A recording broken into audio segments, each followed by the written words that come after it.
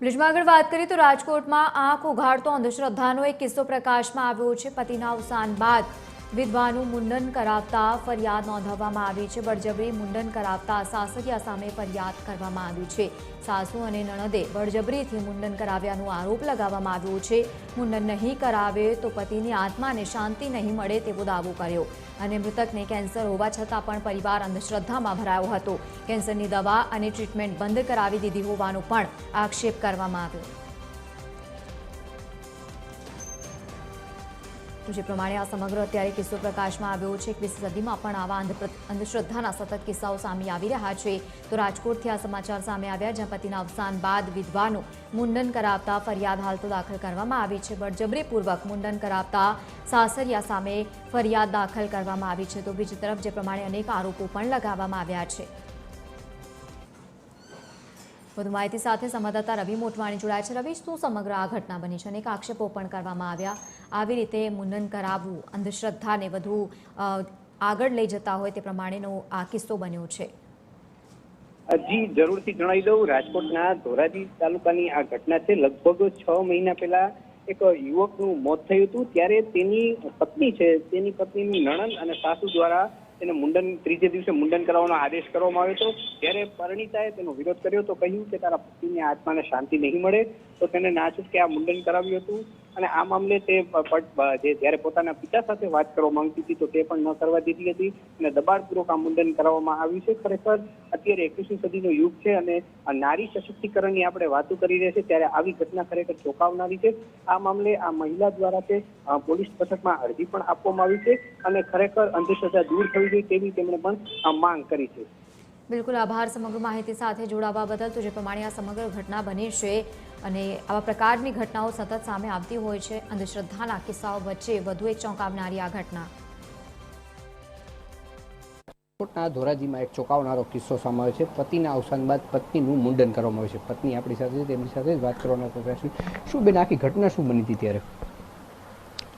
મારા પતિને કેન્સર હતું 3 વર્ષ થયા, તો એનું 11/11/2025ના રોજ અવસાન પામ્યા બીમારીના લીધે।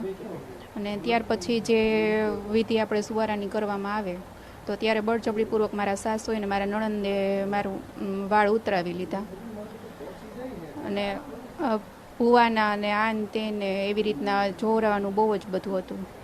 પતિનું અવસાન થયું ત્યારે ક્યારે આ ઘટના બની? ત્રીજા દિવસે। કોણે તમને મુંડન કરાવવાનું કીધું? મારા સાસુએ અને મારા નણંદે। શું આ મુંડન કરાવવાનું કારણ શું?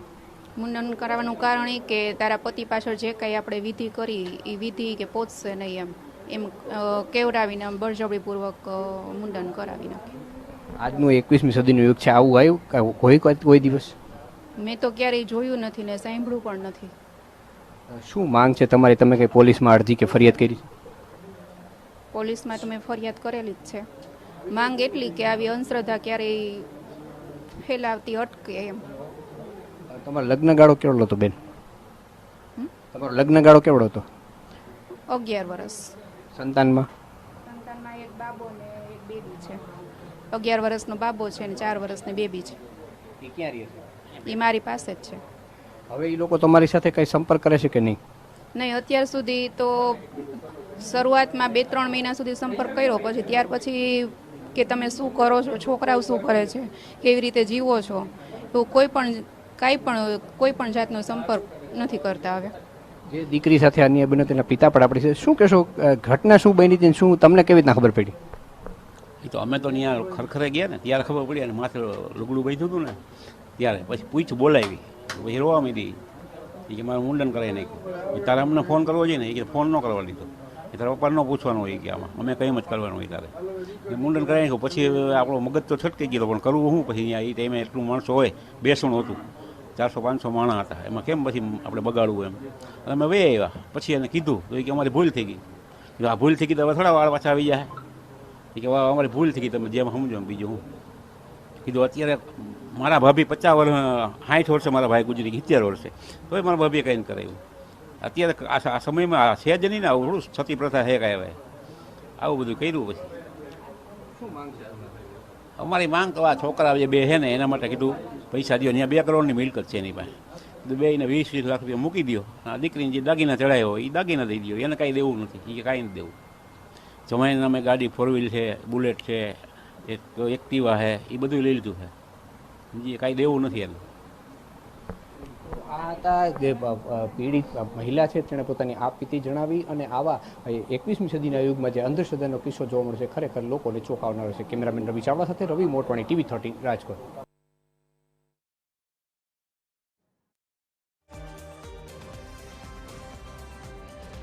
તો જે પ્રમાણે આ સમગ્ર કિસ્સો અત્યારે સામે આવ્યો છે, વાતચીત કરવાનો પ્રયત્ન કર્યો, પરંતુ જે પ્રમાણે આખી જે કથા છે તે વર્ણવવામાં આવી છે, આ પ્રકારના અંધશ્રદ્ધાના કિસ્સાઓ જે પ્રમાણે સામે આવતા હોય છે તેને લઈને અલગ જો કે સવાલો પણ ઊભા થતા હોય છે.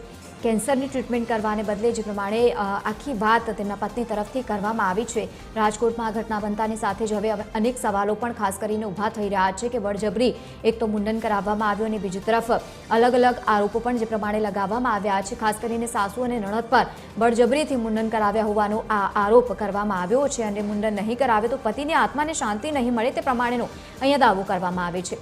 આ ઘટના અત્યારે બનતાની સાથે જ અંધશ્રદ્ધામાં જે પ્રમાણે વધારો થતો હોય તે પ્રમાણેનો આ એક કિસ્સો કહી શકાય અને આ સામે આવતાની સાથે જ હવે અનેક સવાલો પણ ઊભા થઈ રહ્યા છે. 21મી સદીની આપણે જ્યારે વાત કરતા હોઈએ અને આવા પ્રકારના કિસ્સાઓ બનતા હોય જ્યાં મહિલાઓ પર આ પ્રકારેનું દબાણ કરવામાં આવતું હોય છે કે મુંડન કરાવવું અને અન્યથા પતિની આત્માને શાંતિ નહીં મળે, ખરેખર ખૂબ જ ગંભીર ઘટના અહીંયા સુરતથી જે પ્રમાણે રાજકોટથી સામે આવી છે અને હાલ તો સમગ્ર ઘટનાને લઈને પોલીસ મથકમાં ફરિયાદ પણ કરવામાં આવી છે. હવે જોવાનું એ રહ્યું છે કે આવનારા સમયમાં આવા પ્રકારની જ્યારે ઘટનાઓ બની રહી છે ત્યારે શું સમગ્ર ઘટનાને લઈને કાર્યવાહી કરવામાં આવી છે.